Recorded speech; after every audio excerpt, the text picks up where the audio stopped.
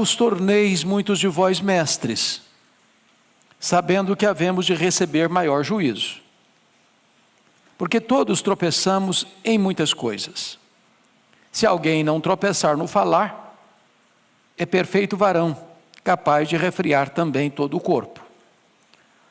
Ora, se pomos freios na boca dos cavalos para nos obedecerem, também lhes dirigimos o corpo inteiro. Observai igualmente os navios, que sendo tão grandes e batidos de rijos ventos, por um pequeníssimo leme, são dirigidos para onde queira o impulso do timoneiro. Assim também a língua, pequeno órgão, se gaba de grandes coisas. Vede como uma fagulha põe em brasas tão grande selva. Ora, a língua é fogo, é mundo de iniquidade. A língua está situada entre os membros do nosso corpo e contamina o corpo inteiro. E não só põe em chamas toda a carreira da existência humana, como também é posta ela mesma em chamas pelo inferno. Pois toda espécie de feras, de aves, de répteis e de seres marinhos se doma, e tem sido domada pelo gênero humano. A língua, porém, nenhum dos homens é capaz de domar. É mal incontido, carregado de veneno mortífero. Com ela bendizemos ao Senhor e Pai, também com ela amaldiçoamos os homens feitos à semelhança de Deus. De uma só boca procede bênção e maldição. Meus irmãos, não é conveniente que estas coisas sejam assim. Acaso pode a fonte jorrar do mesmo lugar o que é doce e o que é amargoso?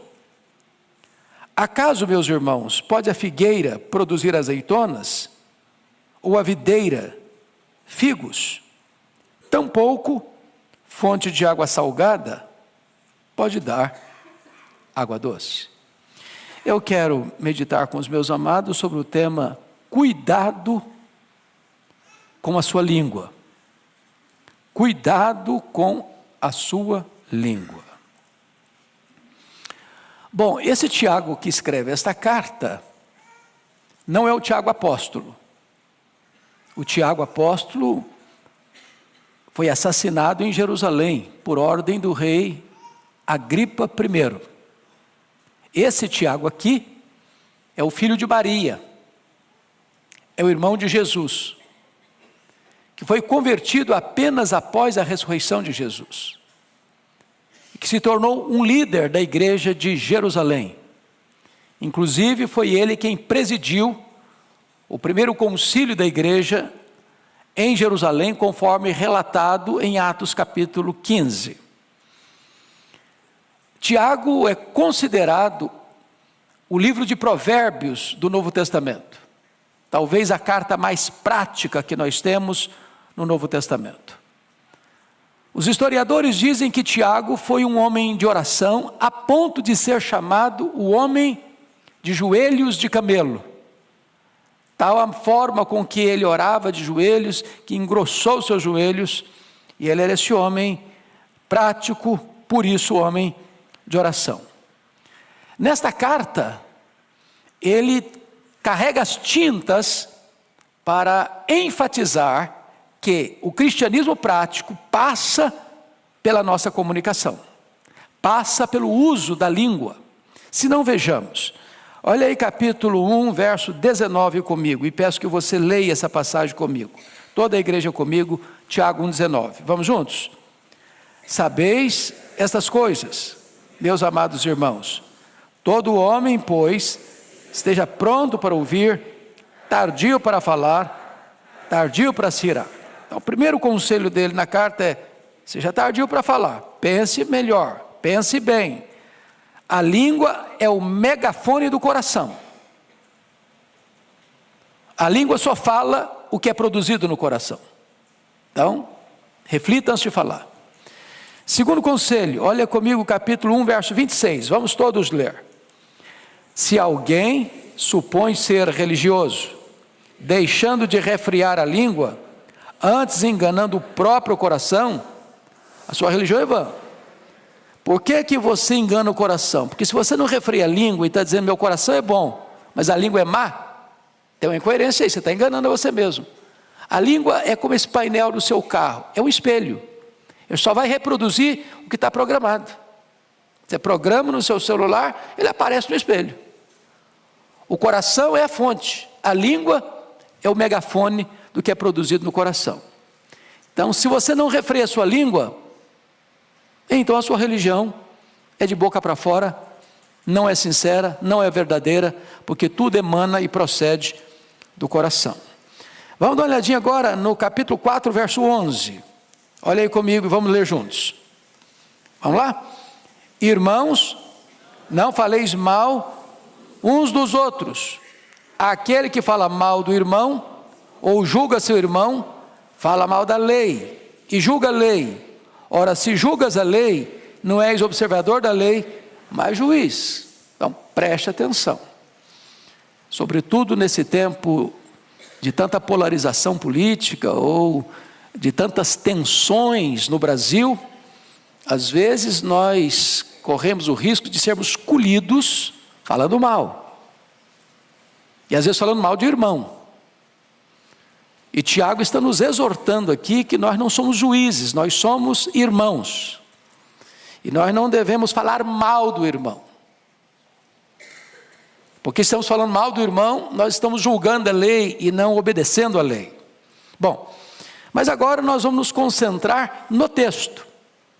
Porque não há nenhum texto da Bíblia tão exaustivo e tão lúcido e tão claro e tão detalhado sobre o problema da língua como Tiago capítulo 3. Aliás, antes propriamente de entrar nele, me permita mais 2 textos da Bíblia que me impressionam muito. O primeiro deles é Provérbios 18, 21, quando diz que a morte e a vida estão no poder da língua. Quem bem utiliza, comerá do seu fruto. Ou seja, você pode dar vida, ou você pode matar um relacionamento, dependendo da maneira como você se comunica. Então a língua tem o poder de dar vida, a língua tem o poder de matar. Isso vale para o casamento, isso vale para a família, isso vale para os relacionamentos interpessoais, isso vale lá para a sua empresa, isso vale para os relacionamentos aqui da igreja. Mas o outro texto, irmãos, para mim é um dos mais complexos, até gravei esta semana um texto sobre ele, e eu gostaria que você olhasse comigo, Provérbios 6, dá uma olhadinha aí, versículos 16 a 19, todo pecado é abominação para Deus, não há pecadão, pecadinho, todo pecado é grave e é maligníssimo, mas há pecados que têm consequências mais graves. Olha comigo o que Salomão vai registrar em Provérbios 6, 16 a 19. Você pode ler comigo? Vamos juntos? 6 coisas o Senhor aborrece, e a 7ª a sua alma abomina. Então para um pouquinho. Então, tem 6 pecados que ele vai listar aqui que Deus aborrece.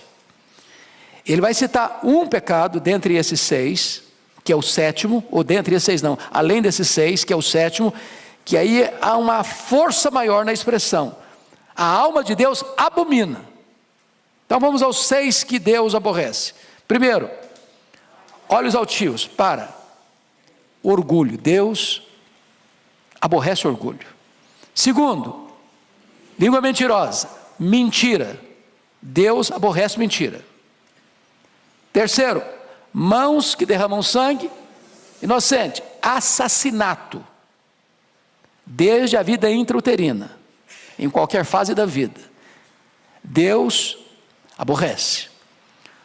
Quarto, coração que trama projetos iníquos, maldade, Deus aborrece. Quinto, pés que se apressam a correr para o mal, violência, Deus aborrece. Sexto pecado que Deus aborrece, testemunha falsa que profere mentiras, perjúrio.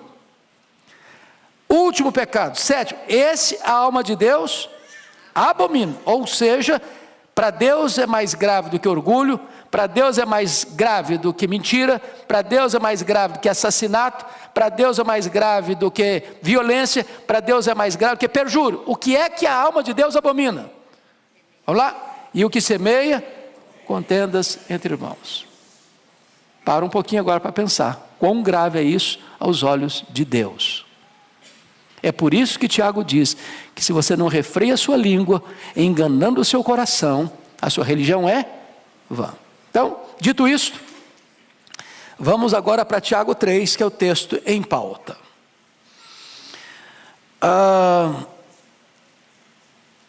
Começando com o verso 1, ele se dirige à igreja assim: meus irmãos. Quem são os meus irmãos? Capítulo 1, versículo 1, ele está se dirigindo às 12 tribos que se encontram na dispersão. Então é gente que está passando por lutas na vida. Quando você está passando por lutas na vida, sobretudo injustiça, porque dispersão significa que o cara teve a sua casa saqueada, seus bens sequestrados, ele está perambulando pelo mundo, ele está passando uma situação difícil, e ele então se dirige a essa comunidade, diz: meus irmãos, não vos torneis muitos de vós mestres, sabendo que havemos de receber maior juízo. O que ele está dizendo? Que se você ocupa uma posição de destaque, de liderança, a régua vai ficar lá em cima. Quanto mais conhecimento, quanto mais responsabilidade, quanto mais liderança você exerce, maior é o grau de responsabilidade que vai se requerer de você, no trato da sua comunicação. Então o fato de você ser um líder não isenta você de responsabilidade, ao contrário, aumenta a sua responsabilidade na comunicação. Vamos ao verso 2. Leia comigo o verso 2. Porque todos tropeçamos em muitas coisas. Se alguém não tropeça no falar, é perfeito varão, capaz de refrear também todo o corpo. Primeiro, Tiago está admitindo aqui que não tem ninguém que sobra, que fica como exceção no critério de não pecar, de não tropeçar. Ele diz todos. Então, o líder e o liderado, o maduro na fé e o neófito, todos tropeçamos. E ele diz em algumas coisas? Não, todos tropeçamos em muitas coisas. Então baixa a bola, porque nós não estamos aí com esse performance todo, não. Todos tropeçamos em muitas coisas. Ele está usando o todo para certamente enfatizar um aspecto específico. O maior obstáculo onde mais tropeçamos na vida é na nossa língua. Ela é tão comprida que ela serve de laço para os nossos pés. E agora, depois que ele trata disso, é como se ele mostrasse para nós duas figuras. Alguém já disse e eu concordo. A língua ou a palavra falada é como uma flecha que você lança. Depois que você a lançou, você não a recolhe mais. Falou, não dá para engolir mais essa palavra que você falou. Ela vai atingir, vai ferir, vai machucar alguém. Segunda figura. A língua é como você subir no alto de uma montanha e solta um saco de penas. Não dá para recolhê-las todas mais. Então, notinha de rodapé e conselho. Não discuta em mídias sociais. Isso é soltar um saco de penas. Não adianta depois, mas vou ter direito de resposta. Não, o que você falou vai alcançar um outro horizonte. O seu direito de resposta, ou a sua defesa, ou a sua apologia, não vai alcançar as mesmas pessoas. Então, cuidado. Prudência. Porque falou, não dá para recolher todas as palavras mais. Bom, dito isto, então agora vamos observar algumas coisas interessantes. Ele vai usar aqui 6 figuras sobre a língua. A figura do freio, a figura do leme, a figura do fogo, a figura do veneno, a figura da fonte e a figura das árvores frutíferas. São 6 metáforas que ele vai usar. Instrutivas. Tiago é prático, Tiago é o Provérbios do Novo Testamento. E ele quer tornar esse assunto tão pedagógico, tão fácil de entendimento, que a melhor maneira de você ilustrar, ou orientar, ou clarear um conceito, é dando exemplo, usando figuras, imagens. Uma imagem ou um símbolo vale mais do que 1000 palavras. Então, notem comigo, por favor, versos 3 e 4. Vamos ler esses 2 versos juntos. Vamos lá? Ora, se pomos freio na boca dos cavalos para nos obedecer, também lhes dirigimos o corpo inteiro. Observai igualmente os navios, que sendo tão grandes e batidos de rijos ventos por um pequeníssimo leme, são dirigidos por onde quer o impulso do timoneiro. Então, quais são as 2 figuras que ele usa aqui? A figura do freio e a figura do leme. Eu não sei quantos aqui tiveram o privilégio, como eu, de nascer na roça, porque nascer na roça é um privilégio, sabia? É um privilégio, você tem conhecimento dos 2 lados da vida.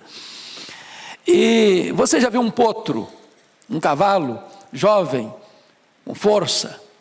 Ele é selvagem, ele não é dominado, não se pode montar nele, a não ser um profissional. Por quê? Porque ele tem força, e a força dele não está o quê? Domesticada. E ele é um risco, ele é uma ameaça, ele é um perigo, ele vai usar a força dele para ferir você, para derrubar você, para machucar você.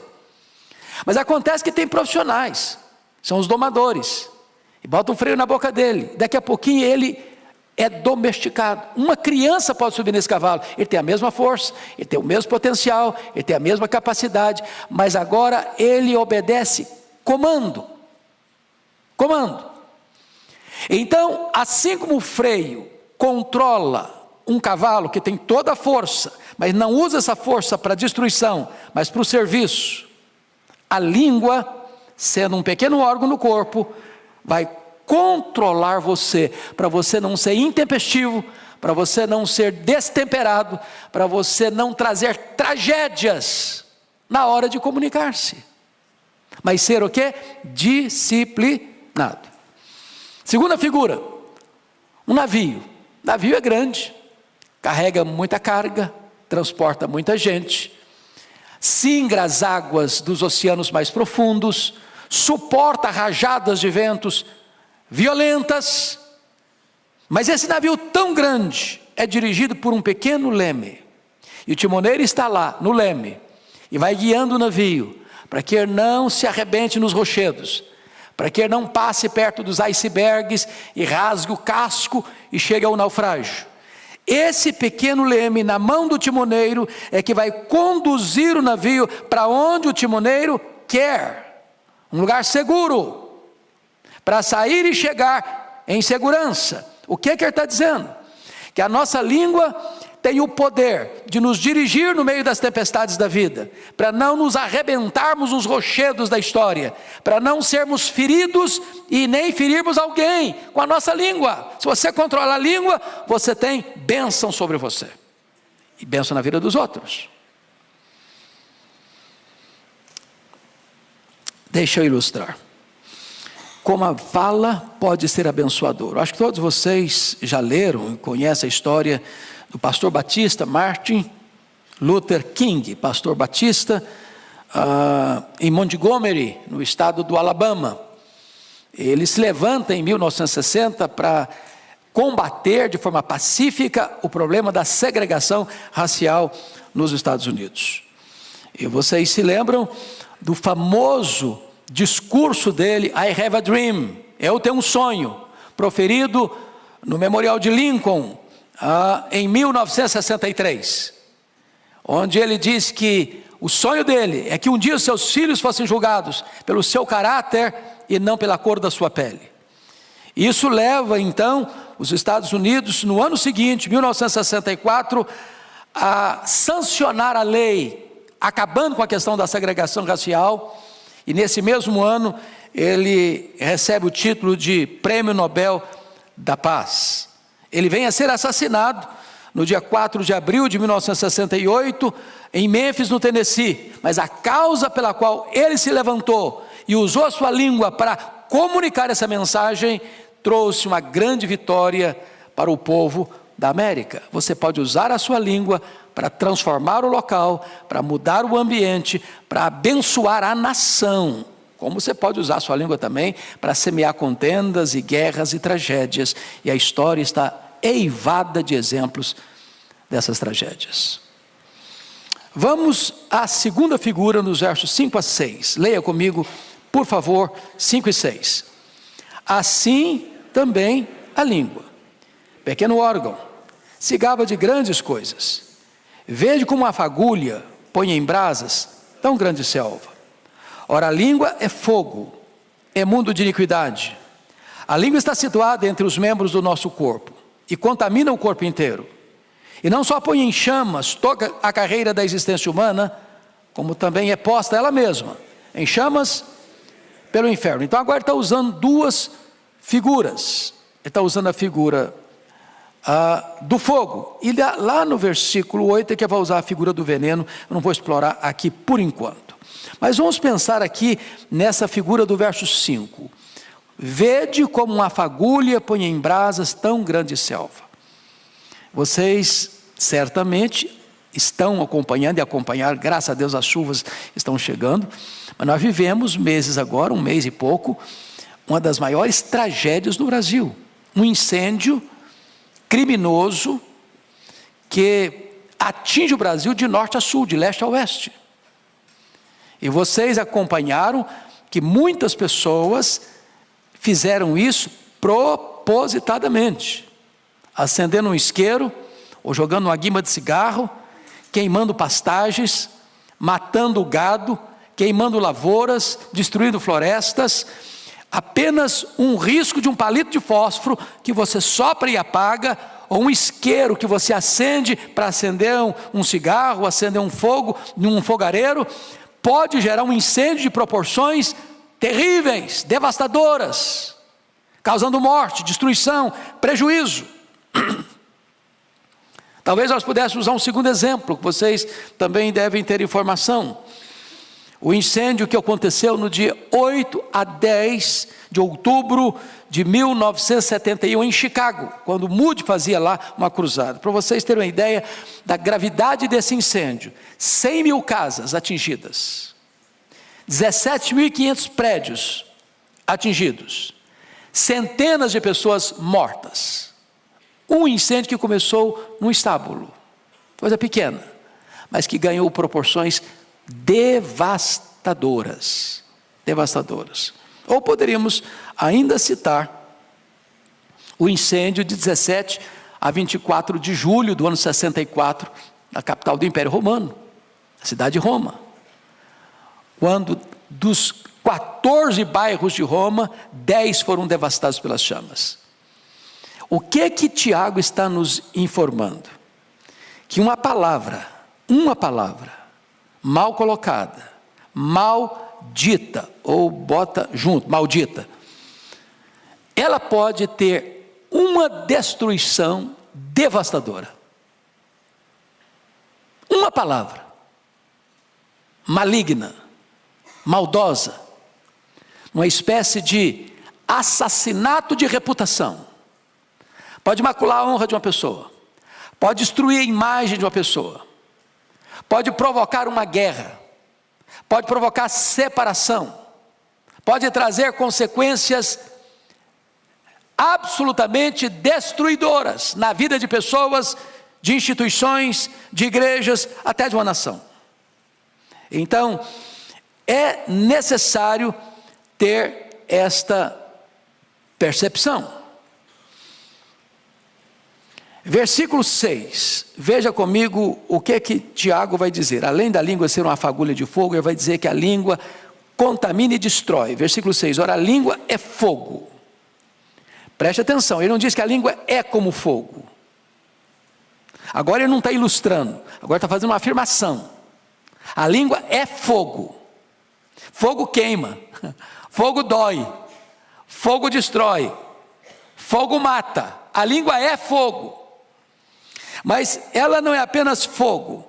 Ela é o quê? Mundo de iniquidade. Ela contamina o corpo inteiro. A língua está situada entre os membros do nosso corpo e contamina o corpo inteiro. O veneno que está na língua vaza, espreme, esguicha para o corpo inteiro. Alguém já disse que a fera mais peçonhenta do mundo está escondida atrás da toca dos dentes. Pensa numa cobra venenosa. A língua é mais venenosa. Pensa num fogaréu. A língua é um fogo mais perigoso ainda. Agora veja você a afirmação: e não só põe em chamas a carreira da existência humana. Você já pensou que aqui isso? Ele está dizendo, a língua mata. Quantos assassinatos, irmãos, surgiram na história?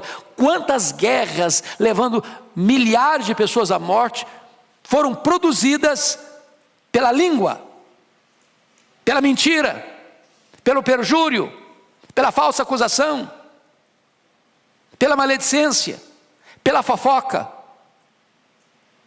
Ela põe fim à existência da carreira humana, ou seja, ela mata, ela destrói.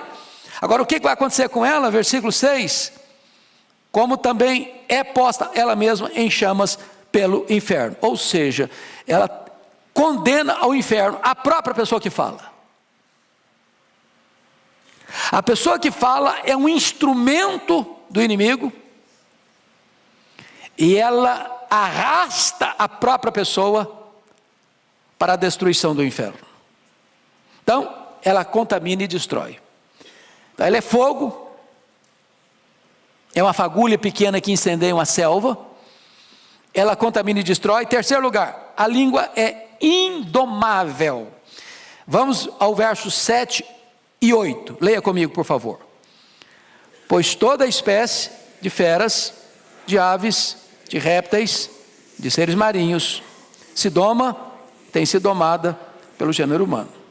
A língua, porém, nenhum dos homens é capaz de domar. É mal incontido, carregado de veneno mortífero. Vamos pegar só até impossível de domar. Então, ele está usando aqui uma possibilidade, um fato, uma realidade.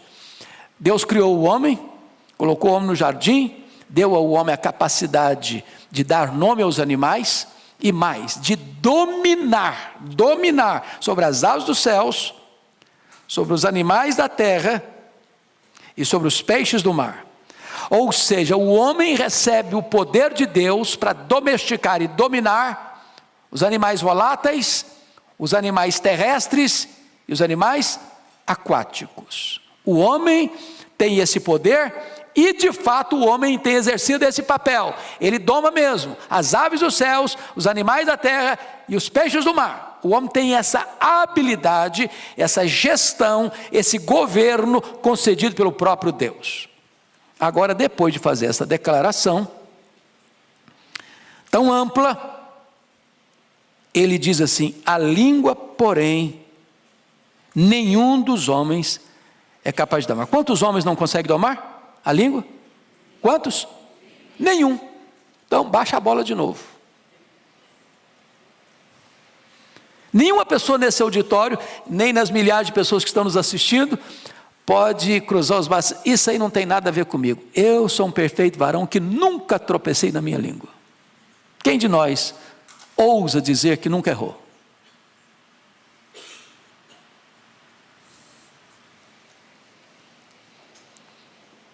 Essa é uma exortação para mim, para você, para nós.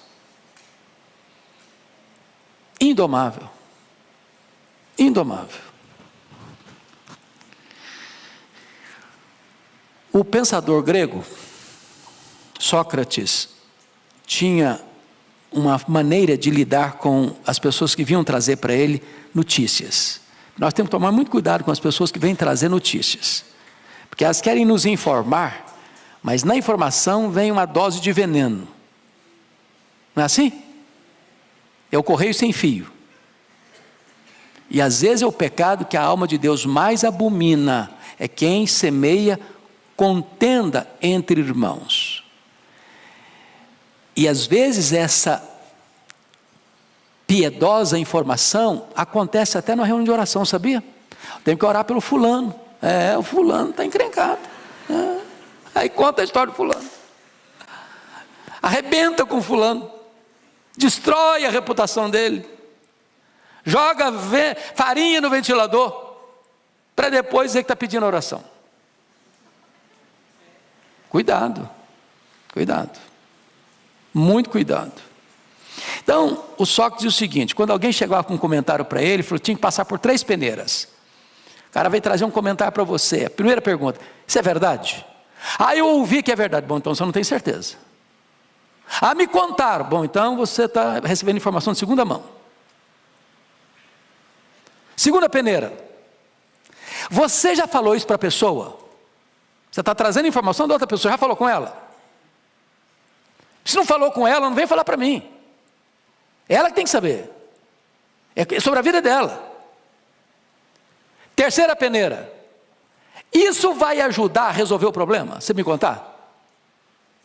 Porque se não vai ajudar, nem me conte, não tem interesse em saber. Bom, esse cara não era crente, mas o conselho serve. O conselho serve. É verdade? Você já falou para a pessoa? Isso vai ajudar a resolver o problema? Então, cuidado com essa língua que é rebelde, é um cavalo que não se doma, é um navio sem leme. Cuidado. Mas aí ele vai usar uma outra figura agora, como disse para vocês, que é a figura do fogo e a figura do veneno. Olha o versículo 8, parte B. É mal incontido, carregado de veneno, o quê? Mortífero. Tem veneno que ele é mais ou menos mortífero. A pessoa fica doente, mas não morre de imediato. Agora, se você tomar um copo de arsênico, vai cair mesmo. Vai morrer mesmo. Então, o que ele está usando? As duas figuras que ele está usando é que tanto o fogo quanto o veneno são 2 instrumentos de quê? De destruição. De destruição. E ele está usando essas duas figuras para dizer para você que a língua tem esse poder destrutivo. Uma pequena dose mata e destrói. Mas ele vai usar uma quinta figura aqui ainda. Versículo 9 e 10. A língua é incoerente. Leia comigo o versículo 9 e 10. Vamos lá? Com ela bendizemos ao Senhor e Pai. Também com ela amaldiçoamos os homens, feitos à semelhança de Deus. De uma só boca procede bênção e maldição. Meus irmãos, não é conveniente que essas coisas sejam assim. Então, ele está usando aqui 2 realidades e dando um conselho. Quais são as 2 realidades? É que a língua é incoerente. Como assim incoerente? Com ela nós bendizemos a Deus. Aqui no culto público. Ali no pátio. Ali embaixo, a gente já fala mal do irmão.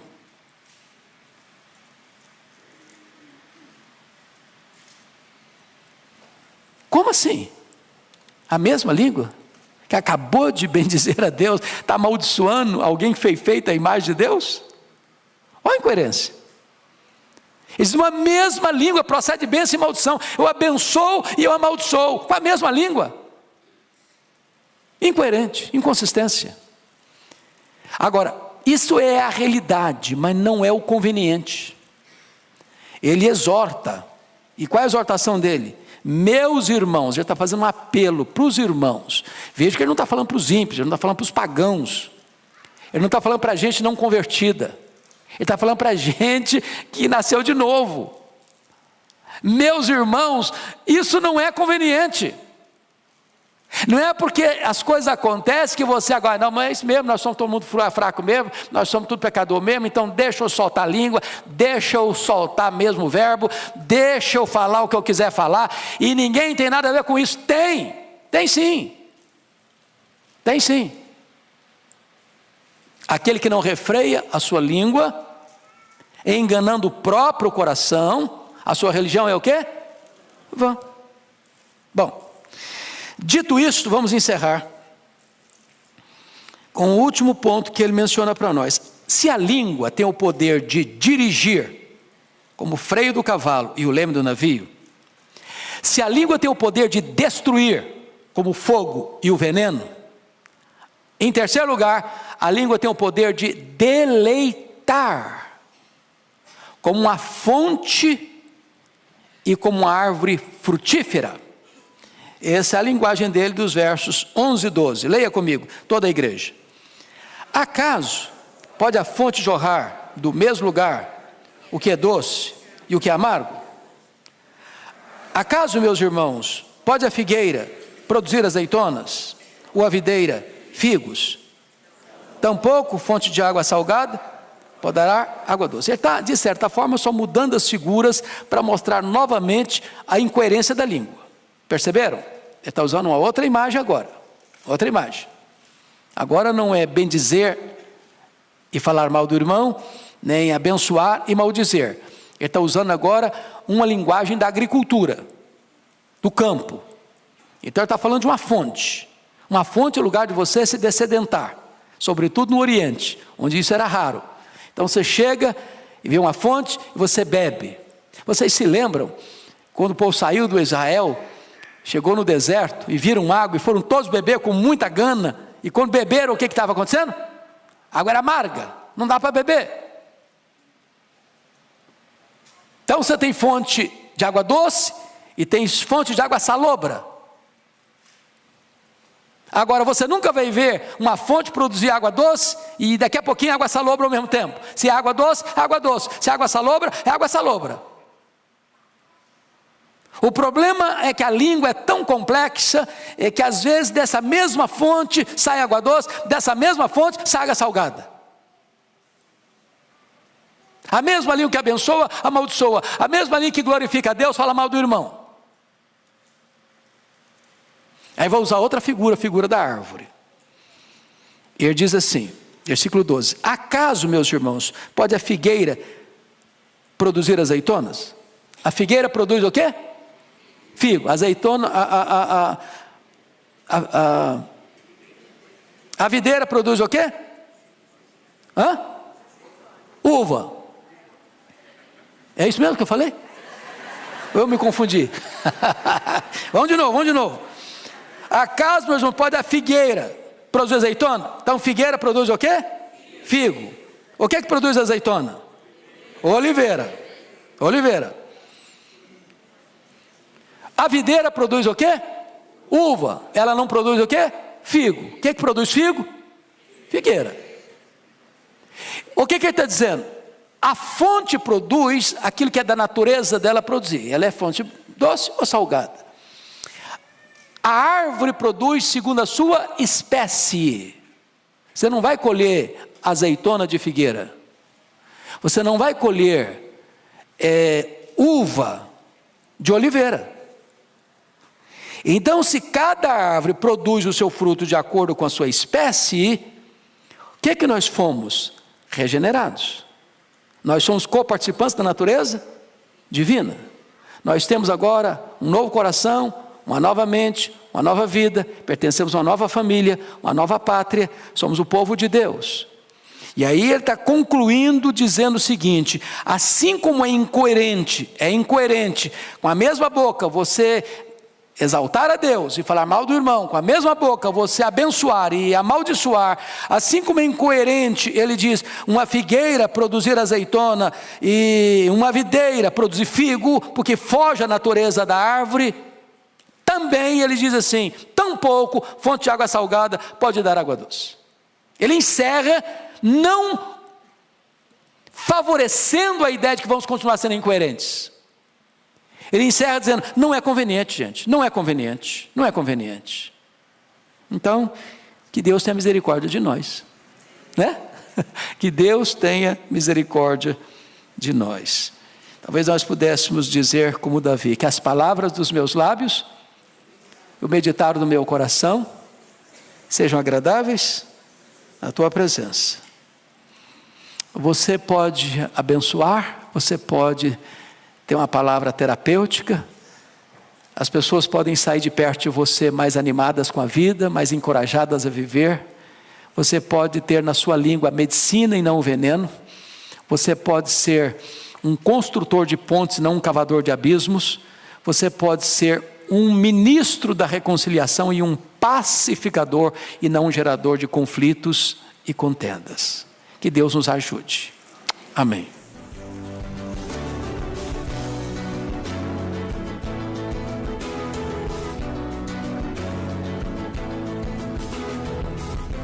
Palavra da Verdade, com Hernandes Dias Lopes.